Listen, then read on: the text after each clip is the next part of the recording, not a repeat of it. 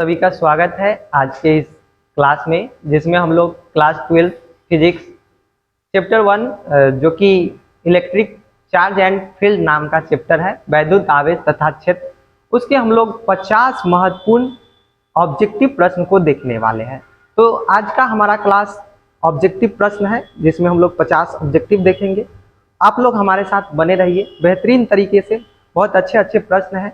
तो चलिए हम लोग शुरू करते हैं।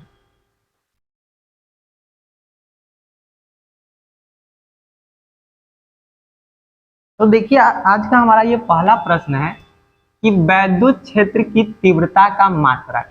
ऑप्शन दिया हुआ है न्यूटन पर कूलम, जूल कूलम, जूल पर कूलम, न्यूटन कूलम। तो देखिए वैद्युत क्षेत्र की तीव्रता E बराबर होता है F/Q फॉर्मूला, और यहाँ पर F बल फोर्स का जो मात्रक है बल का वो न्यूटन होता है, और आवेश जो है उसका कूलम होता है। तो इसी को ऐसे भी लिख सकते हैं न्यूटन पर कूलम, बटा को ही पर लिख। तो यहाँ पर हमारा जो ऑप्शन होगा, ऑप्शन नंबर ए जो है राइट आंसर इस क्वेश्चन का। अब आगे देखते हैं हम लोग।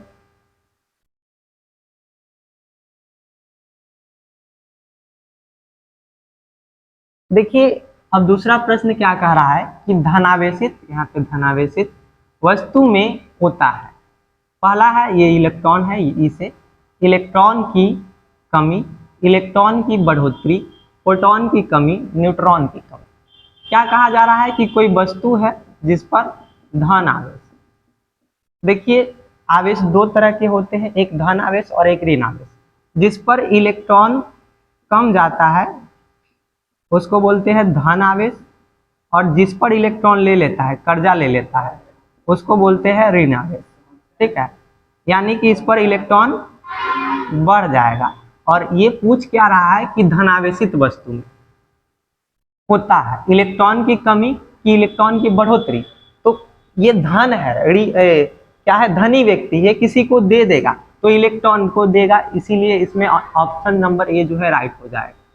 अब हम लोग चलते हैं तीसरे प्रश्न की ओर, और तीसरा प्रश्न कह रहा है कि एक बिंदु आवेश Q को E परिमाण वाले विद्युत क्षेत्र में रखा गया है, तो आवेश द्वारा महसूस किया जाने वाला बल होगा। कह रहा है कि एक आवेश है जिसको E तीव्रता वाले, E परिमाण वाले विद्युत क्षेत्र में रखा गया है, तो आवेश द्वारा जो महसूस किया जाएगा बल वो क्या होगा। ऑप्शन दे रहा है Q/E/Q नॉट, यानी कि इसमें से कोई नहीं। तो देखिए अभी विद्युत क्षेत्र का फॉर्मूला होता है E बराबर F/Q। बल पूछ रहा है माने F पूछ रहा है, तो F निकालने के लिए क्या करेंगे, E बटा में है तो इसको इधर ला देंगे, यानी कि QE, यानी कि हमारा जो ऑप्शन नंबर ए है वो राइट हो जाएगा इस क्वेश्चन का आंसर। तो हम लोग आगे चलते हैं।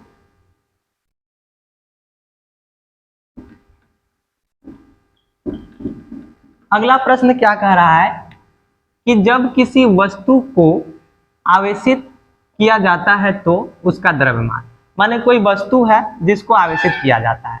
देखिए आवेश दो तरह के होते हैं, एक धन और एक ऋण। तो इसमें सिर्फ ये कहा जा रहा है कि आवेशित किया जाता है। अब ये नहीं कह रहा है कि धन आवेशित है कि ऋण आवेशित, तो दोनों हो सकते हैं, धन या फिर ऋण। तो ध्यान रखिएगा कि जब वस्तु को धनावेशित किया जाएगा, अभी आपने पीछे प्रश्न देखा कि धनावेशित मतलब इलेक्ट्रॉन की कमी, तो जब इलेक्ट्रॉन कम जाएगा तो इसका भी कुछ ना कुछ द्रव्यमान होता है। कितना होता है, 9.1 × 10⁻³ kg इतना होता है। और ये इलेक्ट्रॉन कमेगा मतलब कि इसका द्रव्यमान भी कमेगा, तो धनावेशित वस्तु का द्रव्यमान कम जाता है। और ऋणावेशित लेंगे तो ये क्या होता है कि ये इलेक्ट्रॉन ग्रहण करता है, और इलेक्ट्रॉन ग्रहण करेगा मतलब इलेक्ट्रॉन का कुछ ना कुछ द्रव्यमान है, यहाँ पे 9.1 × 10⁻³ kg। तो जब ये लेगा तो इसका कुछ ना कुछ वैसे ही बात हो गया जैसे कि हम किसी को कुछ दे दिए, हमारे पास 10 रुपया था, हमने उसको 5 रुपया दे दिया, तो हमारे पास जो है 5 रुपया कम जाएगा, और जिसको दिए है उसके पास 5 रुपया क्या होगा, तो बढ़ जाएगा। यानी कि जो इलेक्ट्रॉन ग्रहण करेगा वो ऋणावेशित हो गया यहाँ पे, यानी कि इस पर द्रव्यमान जो है बढ़ जाएगा। लेकिन इसमें प्रश्न कहा है कि आवेशित किया जाता है, तो आवेशित में ध्यान रखिएगा दोनों हो सकता है। तो इसका आंसर जो है बढ़ता है, घटता है कि अपरिवर्तित, इसमें बढ़ या यहाँ पर होगा घट सकता है। तो ऑप्शन नंबर यहाँ पे डी, माने कि अगर बढ़ या घट दोनों हो जाएगा, ऑप्शन नंबर उसका डी हो जाएगा राइट आंसर। चलिए हम लोग आगे अगला प्रश्न देखते हैं। अगला है कि एक आवेशित चालक के सतह के, माने कोई आवेशित चालक है, उसके सतह के यानी सरफेस के किसी बिंदु पर, कोई भी बिंदु लेंगे तो उस पर जो विद्युतीय क्षेत्र की तीव्रता है वो कैसे होता है। तो सतह के जो है ऑप्शन दे रहा है कि 0 मतलब शून्य होता है, सतह के लंबवत, तीसरा है सतह के 45 डिग्री पर, और चौथा है नॉट, यानी कि इनमें से कोई नहीं। तो देखिए जब आवेशित कोई आवेशित चालक होगा उसके सतह के किसी भी बिंदु पर जाइएगा तो वहां पे जो विद्युतीय क्षेत्र की तीव्रता मिलता है वो सतह के लंबवत मिलता है, यानी कि ऑप्शन नंबर यहाँ पे बी जो है राइट हो जाएगा इस प्रश्न का।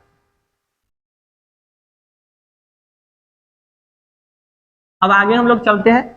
देखिए ये बहुत अच्छा प्रश्न है कि वैद्युत फ्लक्स का मात्रक है, वैद्युत फ्लक्स को फाई से लिखते हैं, इसका फॉर्मूला ई डॉट ए होता है, E vector dot A vector, ठीक है। पूछ रहा है कि इसका मात्रक क्या होता है, न्यूटन पर कूलम, वोल्ट पर मीटर, वोल्ट मीटर या न्यूटन मीटर बटा कूलम। तो देखिए इसका मात्रक, विद्युत क्षेत्र का मात्रक हो गया न्यूटन पर कूलम इनटू एरिया, क्षेत्रफल सदिश होता है यानी कि मीटर, न्यूटन मीटर बटा कूलम। अगर ये ऑप्शन में है तो ये हमारा ऑप्शन नंबर जो है डी जो है राइट आंसर, ये वाला सही हो जाएगा, न्यूटन मीटर बटा कूलम। अब ये अगला प्रश्न हम लोग देखते हैं। एक मिनट, एक और समझिएगा कि देखिए विद्युत क्षेत्र का जो मात्रक है E बराबर एफ बाई क्यू भी होता है, और E बराबर विभव प्रवणता में जब पढ़िएगा तो minus dv by D x, ठीक है। तो इसका dv बाई डी एक्स के कारण ये जो है इसका फॉर्मूला हो जाता है वोल्ट, विभव है यानी कि इसका मात्रक वोल्ट, और dx दूरी होता है तो इसका मीटर, ठीक है। तो यहाँ पर न्यूटन कूलम को क्या हो सकता है कि वोल्ट बटा मीटर भी लिखा जा सकता है, ठीक है, और ई के जगह पे, और इनटू में यहाँ पे सॉरी यहाँ पे मीटर स्क्वायर, इसका ऑप्शन नंबर डी नहीं होगा। यहाँ पे समझ लीजिए एक बात कि विभव प्रवणता में जो है ई बराबर minus dv by D x, इसी को विभव प्रवणता बोलते हैं, और v जो है वोल्ट है और dx जो है दूरी है, दूरी का मात्रक मीटर, और यहाँ पे न्यूटन कूलम के जगह पे हम ई के जगह पे क्या लिख सकते हैं तो वोल्ट पर मीटर लिख सकते हैं, और एरिया क्षेत्रफल का मात्रक लंबाई गुने चौड़ाई, तो उसका मात्रक जो होता है मीटर स्क्वायर होता है, गुना में मीटर स्क्वायर लिखे तो मीटर एक से एक यहाँ पे खत्म, यानी कि इसका वोल्ट इंटू मीटर, यानी कि ऑप्शन डी नहीं, स्क्वायर रहता तो हो जाता लेकिन यहाँ पे नहीं है, इसलिए ऑप्शन नंबर यहाँ पे सी वोल्ट मीटर इसका आंसर। अब हम लोग अगले प्रश्न की ओर चलते हैं। देखिए बहुत अच्छा प्रश्न है कि 0 केल्विन, जैसे यहाँ पे केल्विन है, 0 केल्विन ताप पर शुद्ध अर्धचालक यानी सिलिकॉन जर्मेनियम जो शुद्ध अर्धचालक होते हैं 0 केल्विन ताप पर कैसे होते हैं। तो देखिए जब अर्धचालक होते हैं कोई भी पदार्थ तो उसका जब हम ताप बढ़ाते हैं तो प्रतिरोध जो है घट जाता है, ध्यान में रखिएगा। कोई अर्धचालक होगा जैसे सिलिकॉन या जर्मेनियम, तो उसका टेम्परेचर देंगे उसको तो उसका रेजिस्टेंस घट जाएगा, और कोई चालक पदार्थ होगा उसका प्रतिरोध बढ़ाएंगे, उसका ताप बढ़ाएंगे तो उसका प्रतिरोध जो है वो भी बढ़ने लगा। यहाँ पे क्वेश्चन क्या कह रहा है कि 0 केल्विन ताप पर शुद्ध अर्धचालक है, चालक की तरह है कि विद्युत रोधी की तरह है कि अति चालक है कि डी, मान लीजिए यहाँ पे नॉट दिया हो, तो इसमें 0 केल्विन यानी कि ताप घटा रहे, तो जब ताप बढ़ाते तब प्रतिरोध घटता, लेकिन ताप को हम लोग घटा रहे तो प्रतिरोध क्या होगा बढ़ जाएगा, और अधिकतर प्रतिरोध यानी अधिक प्रतिरोध वाला पदार्थ को हम लोग विद्युत रोधी पदार्थ बोलते हैं, इसलिए यहाँ पर ऑप्शन नंबर जो है बी ये सही हो जाएगा। अगला प्रश्न हम लोग देखते हैं। हाँ, ताप बढ़ने पर अर्धचालक का प्रतिरोध, तो अभी हमने बताया कि अगर टेम्परेचर किसी अर्धचालक का बढ़ता है तो उसका प्रतिरोध जो है क्या होगा, घट जाएगा। इसीलिए ऑप्शन नंबर यहाँ पे बी जो है राइट आंसर इसका, ये वाला बी जो है सही हो जाएगा। अब देखिए यहाँ पे आया है कि संबंध Q बराबर N, यानी कि आवेश का क्वांटीकरण में N का मान संभव नहीं है पूछ रहा है। तो ध्यान रखिएगा कि Q बराबर N में N जो है हमेशा +-1 +-2 इस तरह से होता है, यानी कि ये पूरा पूरा होता है N का मान, कभी भी 1.5, 2.5, 3.5, 1.4 इस तरह से 5, 2.4 इस तरह से नहीं होता है, पूरा पूरा होता है। तो यहाँ पे ध्यान दीजिए कि इसमें कौन पूरा पूरा नहीं लग रहा है। प्रश्न का देखिए आंसर क्या होता है कि पूरा पूरा कौन नहीं लग रहा है, तो 4 पूरा पूरा है, 8 पूरा पूरा है, 4.2 ये पूरा पूरा नहीं है, 100 पूरा पूरा है, यानी कि ऑप्शन नंबर सी जो है यहाँ पे राइट आंसर हो जाएगा। ऑप्शन नंबर इसका सी हो जाएगा।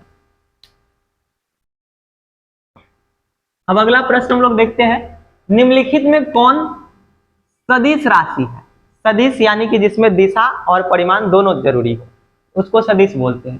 पहला है विद्युतीय फ्लक्स, विभव, विद्युतीय स्थितिज ऊर्जा, विद्युतीय तीव्रता। तो देखिए विद्युत वाला में जो है विद्युतीय तीव्रता जो होता है सदिश होता है, एक धारा घनत्व सदिश होता है, ध्यान में रखिएगा कि कौन कौन सदिश होता है। धारा घनत्व हो गया, उसके बाद एक विद्युतीय क्षेत्र हो गया, या फिर तीव्रता इसी को ले लेंगे, और धारा घनत्व, और एक है विद्युत द्विध्रुव आघूर्ण। ये जो है विद्युत वाले में ये तीनों सदिश होते हैं, बाकी बात जो आता है फ्लक्स हो, विभव हो, विभवांतर हो, ये सब, या फिर विद्युत धारा ही क्यों ना हो, ये आपका जो है अदिश में आता है, यानी ऑप्शन नंबर डी इसका राइट आंसर। अब अगला हम लोग प्रश्न देखते हैं, इसका डी हो जाए। क्वेश्चन कह रहा है अब तक पाए गए आवेश की न्यूनतम राशि है, माने सबसे छोटा आवेश कितना है, जो प्रकृति में सबसे छोटा आवेश अब तक पाया गया है वो कितना है। तो इसमें आप ध्यान रखिएगा, 1 कूलम 4.8 इंटू ऑप्शन दे रहा है गुने 10⁻13 coulomb, 1.6 into 10⁻−19 coulomb, 1.6 into 10⁻19 coulomb. तो ध्यान रखिएगा जो इलेक्ट्रॉन पर आवेश है, आपको पता होगा इलेक्ट्रॉन पर आवेश 1.6 इंटू 10⁻19 है, और यही जो है सबसे छोटा आवेश यही है अब तक पाया गया। ऑप्शन नंबर यहाँ पे सी हो जाए। अगला हम लोग देखते हैं, निम्नलिखित में कौन आवेशित नहीं है, माने कि कौन सा जो ऐसा कण है जो आवेशित नहीं है। फोटोन, अल्फा कण, बीटा कण, इलेक्ट्रॉन, तो इस पर भी आवेश होता है, हीलियम का नाभिक इस बीटा कण पर भी होता है, इलेक्ट्रॉन पर भी होता है। इसका जो फोटोन है उस पर कोई चार्ज नहीं होता है, यानी कि इसका ऑप्शन नंबर ए जो है राइट आंसर हो जाएगा। ऑप्शन नंबर इसका ए राइट आंसर। अगला प्रश्न हम लोग देखते हैं, पृष्ठ घनत्व का मात्रक होता है। तो आवेश के पृष्ठ घनत्व यानी कि आपका हो गया सिग्मा बराबर क्यू बाई ए, तो आवेश का हो गया कूलम, इसका हो गया क्षेत्रफल का मीटर स्क्वायर, यानी कूलम बटा मीटर स्क्वायर। कूलम बटा मीटर स्क्वायर कहाँ है, तो ऑप्शन नंबर ए में है। अब अगला हम लोग इसका ऑप्शन नंबर ए होगा। अगला प्रश्न देखते हैं, किसी बिंदु पर विद्युत क्षेत्र की तीव्रता होती है, यानी कि ई का फॉर्मूला पूछा है एफ बटा क्यू, तो ई बराबर एफ बटा क्यू कहाँ है, तो ऑप्शन नंबर बी में, ऑप्शन नंबर बी इसका होता है। अगला देखते हैं, किसी परमाणु का नाभिक बना होता है, ऑप्शन दे रहा है प्रोटॉन से, कि प्रोटॉन एवं इलेक्ट्रॉन से, अल्फा कण से, प्रोटॉन और न्यूट्रॉन से। तो नाभिक में क्या होते हैं आपको पता ही होगा कि प्रोटॉन और न्यूट्रॉन होते हैं, तो इसका ऑप्शन नंबर डी जो है सही हो जाएगा। अब देखते हैं कि क्या है, निम्नलिखित में कौन संबंध सही है, कौन सा जो रिलेशन है वो सही है। देखिए ई बराबर एफ बटा क्यू, ई बराबर क्यू इंटू एफ, ई बराबर क्यू बटा एफ, ई बराबर क्यू बटा 4πε0 एफ। तो ये भी फॉर्मूला है, ई बराबर क्या हो जाएगा, विद्युतीय क्षेत्र की तीव्रता का फॉर्मूला ई बराबर एफ बटा क्यू, यानी कि ऑप्शन नंबर ए जो है इसका राइट आंसर हो जाएगा। अगला प्रश्न हम लोग देखते हैं, 1/4πε0 का मान होता है, 1/4 पाई एप्सिलॉन नॉट का मान पूछ रहा है। ऑप्शन है 9 × 10⁹ newton metre square coulomb -2। B में है 9 × 10⁻⁹ न्यूटन मीटर स्क्वायर कूलम -2। 9 गुने 10⁻12 न्यूटन मीटर स्क्वायर कूलम पर power -2। 9 × 10⁻12 newton metre square coulomb -2। तो इसमें का इसका जो आंसर हो जाएगा वो पावर में +9 वाला होगा, यानी कि 9 × 10⁹ और ध्यान रखिएगा न्यूटन मीटर स्क्वायर बटा कूलम स्क्वायर होता है। ऑप्शन नंबर ए इसका राइट आंसर हो जाएगा। अगला हम लोग प्रश्न देखते हैं, विद्युत द्विध्रुव आघूर्ण का मात्रक है। इसमें क्या पूछा है, विद्युत द्विध्रुव का आघूर्ण जो है उसका क्या मात्रक है।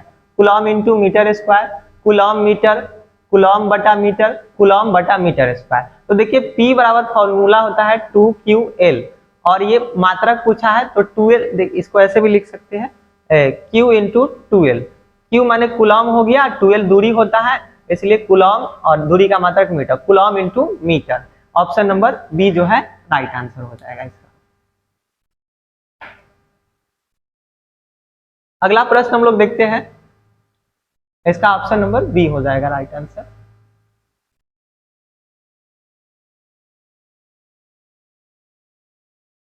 अगला देखते हैं हम लोग, आवेश की विमा होती है AT inverse A inverse T MLT T-2। तो देखिए आवेश का फॉर्मूला Q बराबर IT, विमा निकालने का I माने धारा, धारा का विमा A और समय का बड़ा वाला T।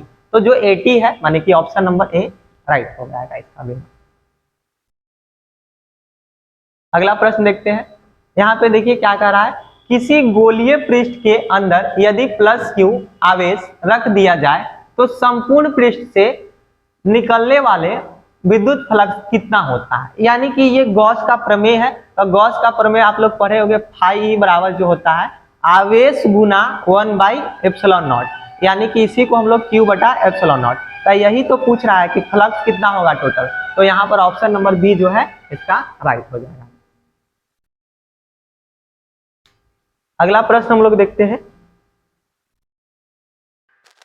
दो विद्युत आवेशों के बीच लगने वाले बल को नियंत्रित करने वाले नियम को कहा जाता है। दो बिंदु आवेश है, इसके बीच जो बल लगता है उसको कौन सा नियम नियंत्रित करता है। ऑप्शन दे रहा है एम्पियर का नियम, दूसरा है ओम का नियम, तीसरा है फैराडे का नियम, तो और चौथा है कूलॉम का नियम।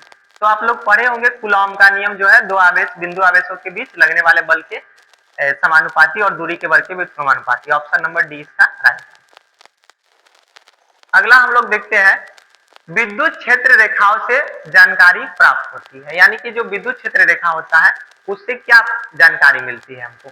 तो ऑप्शन नंबर ए में जो है क्षेत्र की शक्ति, माने कि विद्युत क्षेत्र कितना शक्तिशाली है, दूसरा दिशा है, तीसरा है आवेश की प्रकृति कैसा आवेश है, और डी इनमें से सभी। तो देखिए इससे हमें अगर प्लस है तो बाहर निकलता है और माइनस है तो अंदर की ओर क्षेत्र रेखा प्रवेश करता है। तो इससे पता चलता है कि आवेश कौन है, तो ऑप्शन सी भी सही है। पावर कितना है इस आवेश का रेखा का, और दिशा भी पता चलता है, तो इसीलिए ऑप्शन नंबर डी इसका राइट आंसर हो जाएगा, सभी हो जाएगा।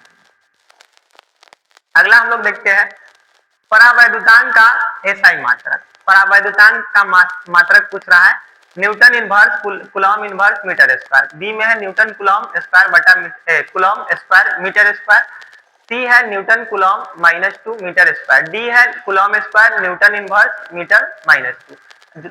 इसमें जो हमारा आंसर हो जाएगा वो ऑप्शन नंबर डी हो जाएगा। परावैद्युतांक का जो मात्रक है वो coulomb square newton inverse metre -2। अगला हम लोग देखते हैं, प्रति इकाई आवेश पर लगने वाले बल को कहते हैं। तो देखिए E बराबर F/Q फॉर्मूला है, तो इसका मतलब प्रति इकाई आवेश पर लगने वाले बल को क्या कहेंगे, E, यानी विद्युत क्षेत्र की तीव्रता। तो इसमें ऑप्शन पहला विद्युत प्रवाह है, विद्युत विभव, विद्युत क्षेत्र, तो ऑप्शन नंबर सी ही राइट आंसर है। अगला हम लोग देखते हैं, अगला क्या कह रहा है कि आवेश का पृष्ठ घनत्व।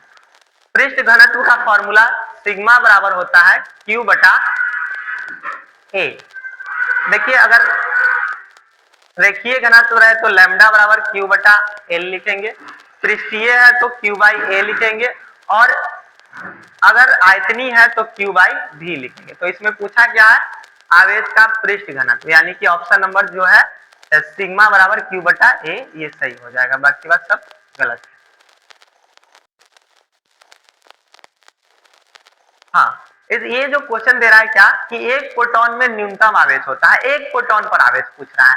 तो आपको पता होगा कि इलेक्ट्रॉन पर कितना होता है, तो इलेक्ट्रॉन पर होता है 1.6 इंटू 10⁻⁻19 कूलम, वो भी ऋण आवेश।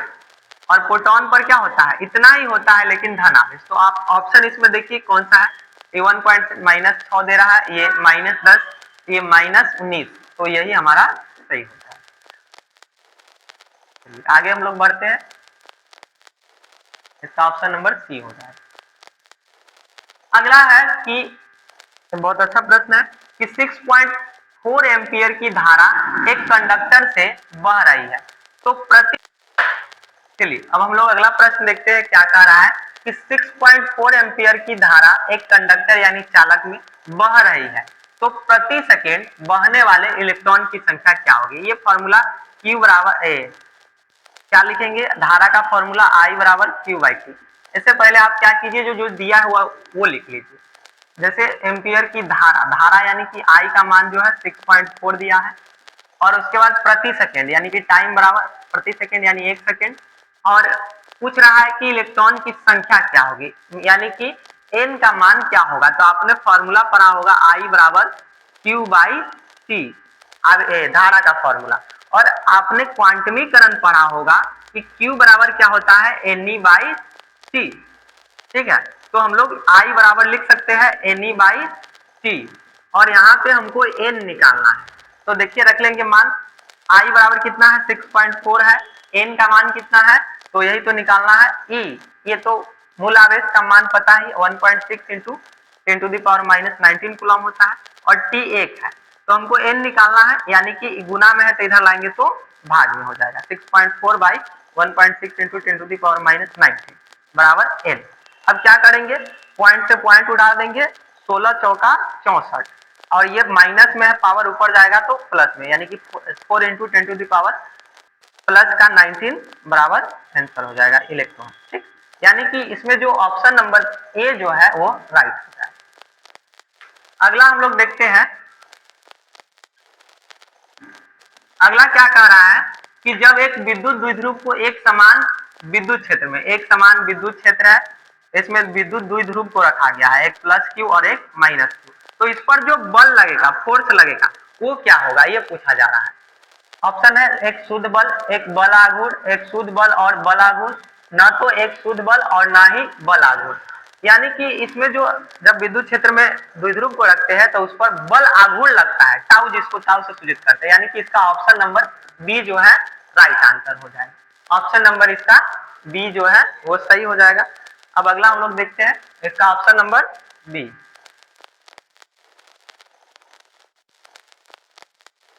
अगला देखिए, अगला क्या कह रहा है कि एम्पियर घंटा मात्रक है। एम्पियर घंटा जो है ये किसका मात्रक है। ऑप्शन है शक्ति का, बी है आवेश का, सी है ऊर्जा का, डी है विभवांतर का। देखिए फॉर्मूला आप पढ़े होंगे, आई बराबर क्यू बाई टी। अगर आवेश का निकाला जाए तो टी को इधर लाएंगे, यानी कि क्यू बराबर आई इंटू टी। तो ये जो है आई माने धारा, धारा को एम्पियर से लिख सकते हैं, और टी सेकेंड यानी कि इसको घंटा में लेंगे तो ए एच माने कि एम्पियर आवर। तो एम्पियर घंटा जो है क्यू, क्यू किससे डिनोट होता है, तो ये चार्ज को, आवेश को डिनोट करते हैं, यानी कि ऑप्शन नंबर बी जो एम्पियर घंटा है वो आवेश का मात्रा है। अब अगला प्रश्न देखते हैं, कह रहा है कि वायु में दो धनावेशों के बीच परावैद्युत पदार्थ रख देने पर इनके बीच प्रतिकर्षण बल का मान। वायु में दो धनावेशित कण है, इसके बीच हम कोई परावैद्युत पदार्थ रख देते हैं तो क्या हो जाएगा, माने कि जो बल लग रहा है प्रतिकर्षण वाला, प्लस प्लस है तो प्रतिकर्षण होगा, क्या हो जाएगा, बढ़ जाएगा या फिर घट जाएगा, वही रहेगा, शून्य हो जाएगा। तो देखिए जब परावैद्युत पदार्थ रखेंगे तो इसमें जो प्रतिकर्षण बल जितना पहले लग रहा था उससे कम हो जाएगा, यानी कि ऑप्शन नंबर बी सही हो जाएगा। अगला हम लोग देखते हैं, पूछ रहा है कि एक कूलम आवेश बराबर कितना ESU। ESU मतलब होता है इलेक्ट्रोस्टैटिक यूनिट, यानी कि स्थिर वैद्युत की इकाई। तो याद रखिएगा आप लोग, ये जो होता है 3 × 10⁹ के बराबर होता है। अगला हम लोग देखते हैं, इसका ऑप्शन नंबर ए सही हो जाएगा। ये पूछ रहा है कि किसी माध्यम की आपेक्षिक परावैद्युता इप्सिलॉन आर होता है, माने इप्सिलॉन आर का फॉर्मूला पूछ रहा है, तो ये ε/ε0 होता है, यानी कि विद्युतशीलता बता विद्युतशीलता नियतांक को आपेक्षिक परावैद्युता या फिर इसी को हम लोग परावैद्युतांक भी बोलते हैं। तो ऑप्शन ए जो है इसमें राइट हो जाएगा, बाकी ये सब गलत। अब अगला देखते हैं हम लोग, हवा में εr यानी अपेक्षिक विद्युतशीलता या फिर परावैद्युतांक का मान होता है। तो ध्यान रखिएगा, हवा या निर्वात में जो है 1 होता है, धातु रहे तो उसके लिए अनंत होता है, और विद्युतरोधी रहे और एक पानी, याद रखिए पानी जो है 80 होता है या फिर 81 भी रहता है। विद्युतरोधी जो है वो 0 से बड़ा ही होता है, 1 से ज्यादा होता है और अनंत से कम होता है। तो इसमें हवा का पूछा है तो इसमें शून्य, अनंत नहीं, सी, ऑप्शन नंबर सी एक जो है सही होता है।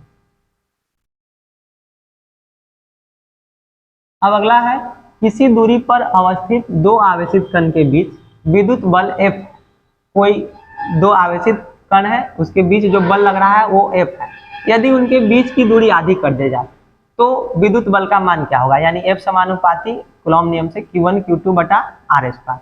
क्या कहा है कि उनके बीच की दूरी आधी कर दी जाए, माने R है तो पहले अब इसको R/2 कर देते हैं, तो R/2 मतलब क्या हो जाएगा, तो ये हो जाएगा आपका Q1 F समानुपाती Q1 Q2 R/2, तो पूरा का स्क्वायर होगा, माने कि R/4, और जब इसको ऊपर ले जाएंगे तो ये आपका हो जाएगा